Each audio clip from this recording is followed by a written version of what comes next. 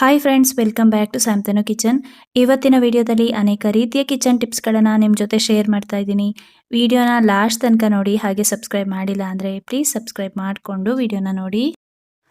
ಹಸಿಮೆಣಸಿನಕಾಯಿ ತುಂಬ ದಿನ ಬಾಳಿಕೆ ಬರಬೇಕು ಅಂದರೆ ಸ್ವಲ್ಪ ನೀರಿಗೆ ಅರಿಶಿನ ಹಾಗೆ ಸ್ವಲ್ಪ ಉಪ್ಪನ್ನು ಹಾಕಿ ಒಂದು ಅರ್ಧ ಗಂಟೆ ಬಿಟ್ಟು ಅದನ್ನು ನಾವು ನೀಟಾಗಿ ಒಂದು 2-3 ಸಲ ತೊಳಿಬೇಕು. ಹಾಗೆ ಅದರಲ್ಲಿರೋ ತೊಟ್ಟೆಲ್ಲ ತೆಗೆದ್ಬಿಟ್ಟು ಈ ರೀತಿ ಬಟ್ಟೆ ಮೇಲೆ ಒಂದು ಅರ್ಧ ಗಂಟೆ ಹಾಗೆ ಹಾಕಿಟ್ರೆ ಅದರಲ್ಲಿರೋ ನೀರಿನಂಶ ಎಲ್ಲ ಕಡಿಮೆ ಆಗುತ್ತೆ. ಮೆಣಸಿನಕಾಯಿ ಅನ್ನೋದು ಫುಲ್ಲು ಡ್ರೈ ಆಗಬೇಕು, ಹಾಗೆ ಸ್ವಲ್ಪ ಕೂಡ ಅದರಲ್ಲಿ ನೀರಿನಂಶ ಇರಬಾರ್ದು. ಹಾಗೆಯೇ ಈ ತೊಟ್ಟು ಸಮೇತ ನಾವು ನೀರನ್ನು ಗಿಡಗಳಿಗೆ ಹಾಕೋದ್ರಿಂದ ಗಿಡ ತುಂಬ ಚೆನ್ನಾಗಿ ಬರುತ್ತೆ.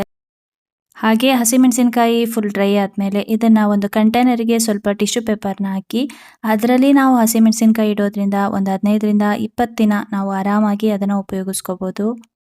ನೆಕ್ಸ್ಟ್ ಟಿಪ್ ಬಂದು, ನಾವು ಚಪಾತಿನ ಮಾಡ್ತಾನೆ ಇರ್ತೀವಿ. ಈ ರೀತಿ ಲಟ್ಟಿಸ್ಬೇಕಾದ್ರೆ ಅದಕ್ಕೆ ಎಣ್ಣೆನ ಹಾಕೋ ಅವಶ್ಯಕತೆನೇ ಇರೋದಿಲ್ಲ. ನಾವು ಸಾಫ್ಟ್ ಆಗಲಿ ಅಂತ ಎಣ್ಣೆ ಹಾಕ್ತೀವಿ. ಅದ್ರ ಬದಲಾಗಿ ಬರೀ ನೀರು ಹಾಗೆ ಉಪ್ಪನ್ನು ಹಾಕ್ಬಿಟ್ಟು ನಾವು ಈ ರೀತಿ ನೀಟಾಗಿ ನಾದ್ಕೋಬೇಕು.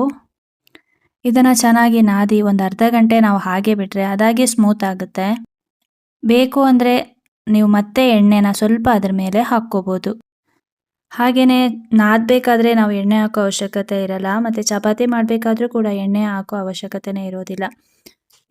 ಚಪಾತಿಗೆ ಸಪ್ರೇಟಾಗಿ ಮಣೆ ತಗೊಳ್ಳೋದ್ಕಿಂತ ಈ ರೀತಿ ಚಾಪಿಂಗ್ ಬೋರ್ಡ್ ಇರುತ್ತೆ ಅಲ್ವಾ, ಸ್ವಲ್ಪ ಅಗಲ ಇರೋದು ವುಡನ್, ಅದರಲ್ಲಿ ನಾವು ಆರಾಮಾಗಿ ಈ ರೀತಿ ಲಟ್ಟಿಸ್ಕೋಬೋದು. ತುಂಬ ಅಗಲ ಲಟ್ಟಿಸ್ಕೋಬೋದು ಇದರಲ್ಲಿ. ಚಾಪಿಂಗ್ ಬೋರ್ಡಲ್ಲಿ ಕೂಡ ಚಪಾತಿನ ನಾವು ನೀಟಾಗಿ ಮಾಡ್ಕೋಬೋದು. ಅದರಲ್ಲಿ ಸ್ಪೇಸ್ ಕೂಡ ಇರುತ್ತೆ ಅಲ್ವಾ, ಒಂದು ಸೈಡಲ್ಲಿ ಈ ರೀತಿ ಮಾಡಿ ಒಂದು ಸೈಡಲ್ಲಿ ಚಪಾತಿನ ನಾವು ಇಟ್ಕೋಬೋದು. ಒಂದು 5-6 ನಿಮಿಷದೊಳಗಡೆ ಒಂದು 10 ಚಪಾತಿನ ಆರಾಮಾಗಿ ನಾವು ಮಾಡ್ಕೋಬೋದು. ಬ್ಯುಸಿ ಇರೋ ಟೈಮಲ್ಲಿ ನಾವು ಈ ರೀತಿಯಾಗಿ ಮಾಡ್ಕೋಬೋದು. ಹೇಗಿದ್ರೂ ಚಾಪಿಂಗ್ ಬೋರ್ಡ್ ಅನ್ನೋದು ಇದ್ದೇ ಇರುತ್ತೆ. ಅದರಲ್ಲೇ ನಾವು ಈ ರೀತಿ ಚಪಾತಿನ ಮಾಡ್ಕೊಡೋದ್ರಿಂದ ಚಪಾತಿ ಕೂಡ ತುಂಬ ಚೆನ್ನಾಗಿ ಬರುತ್ತೆ. ಹಾಗೆ ನಮಗೆ ಕೆಲಸ ಕೂಡ ತುಂಬಾ ಈಸಿ ಆಗುತ್ತೆ. ಈ ರೀತಿ ಚಪಾತಿ ಮಾಡಬೇಕಾದ್ರೂ ಅಷ್ಟೇ ಅದ್ರ ಮೇಲೆ ಎಣ್ಣೆನ ಹಾಕ್ತಾ ಇರ್ತೀವಿ. ಏನಿಲ್ಲ ಅಂದರೂ 1/4 ಟೀ ಸ್ಪೂನು ಇಲ್ಲ ಅರ್ಧ ಟೀ ಸ್ಪೂನು ಈ ರೀತಿ ಎಣ್ಣೆನ ನಾವು ಯೂಸ್ ಮಾಡ್ತಾನೆ ಇರ್ತೀವಿ. ಆ ಅಭ್ಯಾಸನ ಬಿಟ್ಟು ನೋಡಿ, ಈ ರೀತಿ ಎಣ್ಣೆ ಇಲ್ದಲೇ ಕೂಡ ನಾವು ಚಪಾತಿನ ತುಂಬ ಚೆನ್ನಾಗಿ ಮಾಡ್ಕೋಬೋದು. ವೆಯ್ಟ್ ಲಾಸ್ ಮಾಡಬೇಕು ಅನ್ನೋರು ಈ ರೀತಿ ನೀವು ಅಭ್ಯಾಸನ ಮಾಡ್ಕೊಳ್ಳಿ. ಎಣ್ಣೆ ಇಲ್ಲ ಅಂದ್ರೂ ಚಪಾತಿ ತುಂಬಾ ಸಾಫ್ಟಾಗಿ ಚೆನ್ನಾಗಿ ಬರುತ್ತೆ. ಟ್ರೈ ಮಾಡಿ ನೋಡಿ. ಬೆಳ್ಳುಳ್ಳಿ ಸಿಪ್ಪೆ ತೆಗೆಯೋದು ತುಂಬಾ ಕಷ್ಟ, ಉಗುರೆಲ್ಲ ತುಂಬಾ ನೋವು ಬಂದುಬಿಡುತ್ತೆ. ಈ ರೀತಿ ನಾವು ಸೇಫ್ಟಿ ಪಿನ್ನನ್ನು ಯೂಸ್ ಮಾಡಿಕೊಂಡು ಆರಾಮಾಗಿ ಅದರ ಸಿಪ್ಪೆನ ತೆಗಿಬೋದು. ನೋಡಿ, ಸೇಫ್ಟಿ ಪಿನ್ನಿಂದ ಈ ರೀತಿ ಮೇಲ್ಗಡೆ ಪೋರ್ಷನ್ ಏನಿದೆ ಅಲ್ಲಿ ಸುತ್ತ ಆ ಥರ ಮಾಡಿಕೊಂಡ್ರೆ ನೀಟಾಗಿ ಸಿಪ್ಪೆ ಬರುತ್ತೆ. ಏನೂ ಕಷ್ಟ ಆಗಲ್ಲ, ಆರಾಮಾಗಿ ತೆಗಿಬೋದು. ಇಲ್ಲ ಅಂದರೆ ಉಗುರೆಲ್ಲ ತುಂಬಾ ನೋವು ಬಂದುಬಿಡುತ್ತೆ. ಈಸಿ ಆಗುತ್ತೆ ನಮಗೆ. ತುಂಬಾ ಜಾಸ್ತಿ ಇದೆ ತೆಗಿಬೇಕು ಅಂದಾಗ ಬಿಸಿನೀರಿಗೆ ಹಾಕಿ ಒಂದು 5 ನಿಮಿಷ ಇಡಿ, ಆವಾಗ ನಾವು ಆರಾಮಾಗಿ ತೆಗಿಬೋದು. ಹಾಗೆ ಈ ಥರ ಡ್ರೈ ಇದ್ದಾಗ ಅದ್ರ ಸಿಪ್ಪೆ ತೆಗೆಯೋದು ಕಷ್ಟ. ಸ್ವಲ್ಪ ತೆಗಿಬೇಕು ಅಂದಾಗ ಈ ರೀತಿ ಮಾಡ್ಕೊಳ್ಳಿ. ಸೇಫ್ಟಿ ಪಿನ್ನಿಂದ ನಾವು ಆರಾಮಾಗಿ ತೆಗಿಬೋದು. ತುಂಬ ಟೈಮ್ ಏನು ಹಿಡಿಯಲ್ಲ, ಫಾಸ್ಟಾಗಿ ಬಂದುಬಿಡುತ್ತೆ. ನೋಡಿ, ಈ ಥರ ಮೇಲ್ಗಡೆ ಪೋರ್ಷನ್ ಈ ರೀತಿ ಮಾಡ್ಕೊಬಿಟ್ರೆ ಆರಾಮಾಗಿ ನಾವು ಸಿಪ್ಪೆನ ತೆಗಿಬೋದು. ಟ್ರೈ ಮಾಡಿ ನೋಡಿ. ಅಡುಗೆ ಮನೆಯಲ್ಲೇ ಯಾವುದಾದ್ರೂ ಸೈಡಲ್ಲಿ ಒಂದು ಸೇಫ್ಟಿ ಪಿನ್ನ ಇಟ್ಕೊಂಡಿದ್ರೆ ನಾವು ಆರಾಮಾಗಿ ಈ ರೀತಿ ಬೆಳ್ಳುಳ್ಳಿ ಸಿಪ್ಪೆನ ತೆಗೆಯೋದಕ್ಕೆ ಯೂಸ್ ಮಾಡ್ಕೋಬೋದು. ಮೊಟ್ಟೆನ ಬೇಯಿಸಬೇಕಾದ್ರೆ ಅದಕ್ಕೆ ಸ್ವಲ್ಪ ಉಪ್ಪನ್ನು ಹಾಕಿ ಬೇಯಿಸೋದ್ರಿಂದ ಮೊಟ್ಟೆ ಒಡೆಯೋದಿಲ್ಲ. ಟ್ರೈ ಮಾಡಿ ನೋಡಿ. ಡೈಲಿ ರೂಟೀನಲ್ಲಿ ನಾವು ತರಕಾರಿಗಳನ್ನು ಕಟ್ ಮಾಡೋದಕ್ಕೆ ಇಲ್ಲ ಈರುಳ್ಳಿ ಟೊಮೆಟೊ ಈ ರೀತಿ ಕಟ್ ಮಾಡೋದಕ್ಕೆ ಈ ರೀತಿಯಾಗಿ ಚಾಪಿಂಗ್ ಬೋರ್ಡ್ಗಳನ್ನು ಉಪಯೋಗಿಸ್ತಾನೆ ಇರ್ತೀವಿ. ಅದರಲ್ಲಿ ವುಡನ್ ಚಾಪಿಂಗ್ ಬೋರ್ಡ್ ಕೂಡ ಬರುತ್ತೆ, ಹಾಗೆ ಪ್ಲಾಸ್ಟಿಕ್ ಚಾಪಿಂಗ್ ಬೋರ್ಡ್ಗಳು ಕೂಡ ಬರುತ್ತೆ. ಚಾಯ್ಸ್ ನಿಮಗೆ ಬಿಟ್ಟಿದ್ದು. ಬಟ್ ಆದರೆ ಪ್ಲಾಸ್ಟಿಕ್ ಚಾಪಿಂಗ್ ಬೋರ್ಡ್ಗಳಿರುತ್ತೆ ನೋಡಿ, ಅದರಲ್ಲಿ ನಾವು ಕಟ್ ಮಾಡ್ತಾ ಇದ್ದಾಗೇ ಪ್ಲಾಸ್ಟಿಕ್ಕು ಒಂಥರ ರಿಮೂವ್ ಆಗ್ತಾ ಇರುತ್ತೆ. ಅದರಲ್ಲಿ ನೋಡಿ, ಈ ಥರ ವುಡನಲ್ಲಿ ಯಾವ ಥರ ಅದರಲ್ಲಿ ಲೈನ್ ಬಂದಿರುತ್ತೆ ಕಟ್ ಮಾಡಿ. ಪ್ಲಾಸ್ಟಿಕ್ ಚಾಪಿಂಗ್ ಬೋರ್ಡಲ್ಲಿ ಕೂಡ ಹಾಗೇ ಆಗಿರುತ್ತೆ. ಅಂದರೆ ಕಟ್ ಮಾಡ್ತಾ ಅದರಲ್ಲಿರೋ ಪ್ಲಾಸ್ಟಿಕ್ ಅಂಶ ಕೂಡ ತರಕಾರಿ ಜೊತೆ ಸೇರ್ತಾ ಇರುತ್ತೆ. ಆದಷ್ಟು ಈ ರೀತಿ ಚಾಪಿಂಗ್ ಬೋರ್ಡ್ಗಳಲ್ಲಿ ಪ್ಲಾಸ್ಟಿಕ್ ಬೋರ್ಡ್ಗಳನ್ನು ಅವಾಯ್ಡ್ ಮಾಡಿ, ಯೂಸ್ ಮಾಡೋಕ್ಕೆ ಹೋಗಬೇಡಿ. ಗೊತ್ತಾಗುತ್ತೆ ನೋಡಿ ನಿಮಗೇನೆ, ನಿಮ್ಮ ಹತ್ರ ಇದ್ದರೆ ನೋಡ್ಕೊಳ್ಳಿ. ಅದೆಲ್ಲಿ ಕಟ್ ಮಾಡಿರ್ತೀವಲ್ಲ ತರಕಾರಿಗಳು ಅಲ್ಲೆಲ್ಲ ಲೈನ್ ಬಂದಿರುತ್ತೆ. ಅಂದರೆ ಅಷ್ಟು ಕೂಡ ತರಕಾರಿ ಜೊತೆ ಪ್ಲಾಸ್ಟಿಕ್ಕು ನಮ್ಮ ದೇಹದೊಳಗೆ ಸೇರಿರುತ್ತೆ. ನಾನು ಕೂಡ ಸ್ಟಾರ್ಟಿಂಗಲ್ಲಿ ಈ ರೀತಿ ಪ್ಲಾಸ್ಟಿಕ್ ಕಟ್ಟಿಂಗ್ ಬೋರ್ಡ್ಗಳನ್ನೇ ಯೂಸ್ ಮಾಡ್ತಾ ಇದ್ದೆ. ಬಟ್ ಇವಾಗ ವುಡನಿದ್ದು ತಗೊಂಡಿದ್ದೀನಿ, ಹಾಗಾಗಿ ನಾನು ಅದನ್ನೇ ಯೂಸ್ ಮಾಡ್ಕೊಳ್ಳೋದು. ಇದನ್ನು ಆದಷ್ಟು ಉಪಯೋಗ ಮಾಡದೇ ಇರೋದು ಒಳ್ಳೆಯದು. ಹಾಗೆ ಈ ಚಾಪಿಂಗ್ ಬೋರ್ಡ್ ಇರುತ್ತಲ್ವಾ ವುಡನ್ ಅದರಲ್ಲಿ ಕೂಡ ಹಾಗೆ ತರಕಾರಿಗಳನ್ನು ಕಟ್ ಮಾಡೋದಕ್ಕೆ ಸಪ್ರೇಟು, ಹಾಗೆ ನಾನ್ ವೆಜ್ ಏನಾದರೂ ಇದ್ದರೆ ಅದನ್ನು ಕಟ್ ಮಾಡೋದಕ್ಕೆ ಸಪ್ರೇಟಾಗಿ ನಾವು ತಗೋಬೇಕಾಗತ್ತೆ.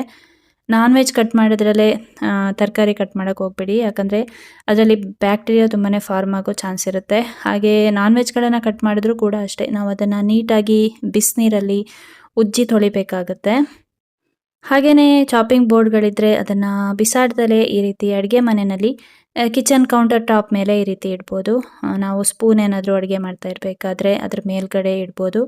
ಹಾಗೆ ಎಣ್ಣೆ ಎಲ್ಲ ಆ ಕಡೆ ಈ ಕಡೆ ಸ್ಪ್ರೆಡ್ ಆಗ್ತಾ ಇರುತ್ತಲ್ವ, ಈ ರೀತಿ ಇಟ್ಟಾಗ ಸ್ವಲ್ಪ ಕಿಚನ್ ಕೌಂಟರ್ ಅನ್ನೋದು ಅಷ್ಟು ಪ್ಲೇಸ್ ನೀಟಾಗಿರುತ್ತೆ.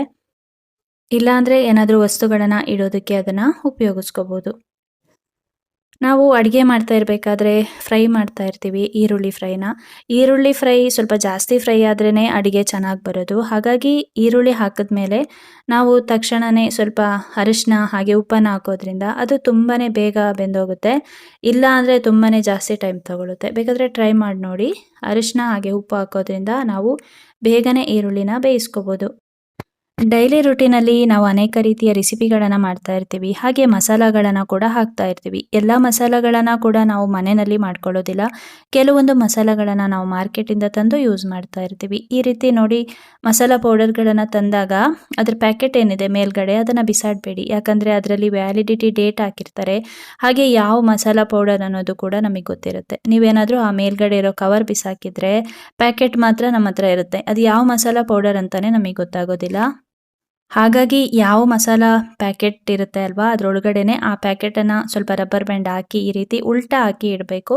ಆವಾಗ ಅದು ಫ್ರೆಶ್ ಆಗಿ ಸ್ಮೆಲ್ ಎಲ್ಲ ತುಂಬ ಚೆನ್ನಾಗಿರುತ್ತೆ. ನಾವೇನಾದರೂ ಓಪನ್ ಆಗಿಟ್ಟರೆ ಸ್ವಲ್ಪ ದಿನಕ್ಕೆ ಅದ್ರ ಸ್ಮೆಲ್ಲೆಲ್ಲ ಹೋಗುತ್ತೆ. ಹಾಗೆ ಅದು ಹಾಳಾಗೋ ಚಾನ್ಸ್ ಕೂಡ ಇರುತ್ತೆ. ಹಾಗಾಗಿ ನೀವು ಈ ರೀತಿ ಮಾಡಿ ಇಡೋದು ತುಂಬಾ ಒಳ್ಳೆಯದು. ಹಾಗಲಕಾಯಿ ತುಂಬಾ ಕಹಿ ಇರುತ್ತೆ, ಆರೋಗ್ಯಕ್ಕೆ ತುಂಬಾ ಒಳ್ಳೆಯದು. ಆದರೆ ಕೆಲವರಿಗೆ ಇದು ಇಷ್ಟ ಆಗೋದಿಲ್ಲ. ಮೇಲ್ಗಡೆ ಈ ರೀತಿ ಪೋರ್ಷನ್ ಏನಿರುತ್ತೆ ಅಲ್ವಾ, ಲೇಯರು, ಅದನ್ನು ಸ್ವಲ್ಪ ಪ್ರಮಾಣದಲ್ಲಿ ನೀಟಾಗಿ ತೆಗೆದು ನೆಕ್ಸ್ಟು ನಾವೇನು ಮಾಡಬೇಕು ಅಂದರೆ ಒಳಗಡೆ ಅದ್ರ ಬೀಜ ಇರುತ್ತೆ ನೋಡಿ, ಅದನ್ನೆಲ್ಲ ತೆಗಿಬೇಕು.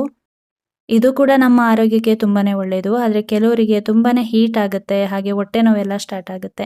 ಈ ರೀತಿ ಅದನ್ನೆಲ್ಲ ಒಳಗಡೆ ಇರೋ ಪೋರ್ಷನ್ ತೆಗೆದ್ರೆ ನಮ್ಮ ಬಾಡಿಗೆ ತುಂಬ ಏನು ಹೀಟ್ ಆಗೋದಿಲ್ಲ, ಹಾಗೆ ಹೊಟ್ಟೆ ನೋವೆಲ್ಲ ಬರೋದಿಲ್ಲ. ಅದನ್ನು ತೆಗೆದ್ರೆ ಕಹಿ ಕೂಡ ಸ್ವಲ್ಪ ಕಡಿಮೆ ಆಗುತ್ತೆ. ಅದನ್ನೆಲ್ಲ ತೆಗೆದಾದ್ಮೇಲೆ ನೋಡಿ ಈ ರೀತಿ ನೀಟಾಗಿ ನಾವು ಚಿಕ್ಕ ಚಿಕ್ಕದಾಗಿ ಕಟ್ ಮಾಡ್ಕೋಬೇಕು. ಈ ಥರ ಕಟ್ ಮಾಡೋದ್ರಿಂದ ಟೇಸ್ಟ್ ಕೂಡ ಚೆನ್ನಾಗಿರುತ್ತೆ. ಹಾಗೆ ಅದರಲ್ಲಿರೋ ಕಹಿ ಅಂಶನ ನಾವು ತೆಗಿಬೋದು. ಹೇಗೆ ಅಂತ ತೋರಿಸ್ಕೊಡ್ತೀನಿ ನೋಡಿ. ಈ ರೀತಿ ಚಿಕ್ಕದಾಗಿ ಕಟ್ ಮಾಡಿ ಆದಮೇಲೆ ಇದನ್ನು ಯಾವುದಾದ್ರೂ ಬೌಲಿಗೆ ಹಾಕಿ ನೀರು ಹಾಕಿ ಒಂದು ಅರ್ಧ ಗಂಟೆ ಅದನ್ನು ಹಾಗೆ ಬಿಡಬೇಕು. ನೆಕ್ಸ್ಟು ನಾವು ಒಂದು 2ರಿಂದ 3 ಸಲ ಅದನ್ನು ನೀಟಾಗಿ ಈ ರೀತಿ ತೊಳ್ಕೊಬೇಕಾಗತ್ತೆ. ಈ ರೀತಿ ತೊಳೆಯೋದ್ರಿಂದ ಅದರಲ್ಲಿರೋ ಕಹಿ ಅಂಶ ಏನಿರುತ್ತೆ ಅದೆಲ್ಲ ನೀಟಾಗಿ ಹೋಗುತ್ತೆ. ಕಹಿ ಬೇಕು ಅನ್ನೋರು ಈ ರೀತಿ ಎಲ್ಲ ಮಾಡೋಕ್ಕೆ ಹೋಗಬೇಡಿ. ಕಹಿ ಇದ್ರೇ ಆರೋಗ್ಯಕ್ಕೆ ಒಳ್ಳೆಯದು. ಆದರೆ ತುಂಬ ಜನರಿಗೆ ಇಷ್ಟ ಆಗಲ್ಲ, ಅಂಥವರು ಈ ರೀತಿಯಾಗಿ ಮಾಡ್ಕೋಬೋದು. ಅದನ್ನು ಒಂದು 2-3 ಸಲ ಈ ರೀತಿ ತೊಳೆದು ನೆಕ್ಸ್ಟು ಇದಕ್ಕೆ ಸ್ವಲ್ಪ ಅರಿಶಿನ ಹಾಗೆ ಉಪ್ಪನ್ನು ಹಾಕ್ಬಿಟ್ಟು ಚೆನ್ನಾಗಿ ಈ ರೀತಿ ಅದನ್ನು ಕಿವುಚಬೇಕು. ಅಂದರೆ ಆ ಉಪ್ಪು ಹಾಗೆ ಅರಿಶಿನ ಎಲ್ಲ ಅದರೊಳಗಡೆ ಸೇರಿಕೊಳ್ಳುತ್ತೆ ಅಲ್ವಾ. ನೆಕ್ಸ್ಟು ಏನಾಗುತ್ತೆ ಅಂದರೆ ಅದರಲ್ಲಿರೋ ನೀರಿನ ಅಂಶ ಎಲ್ಲ ಬಿಟ್ಕೊಳ್ತಾ ಬರುತ್ತೆ.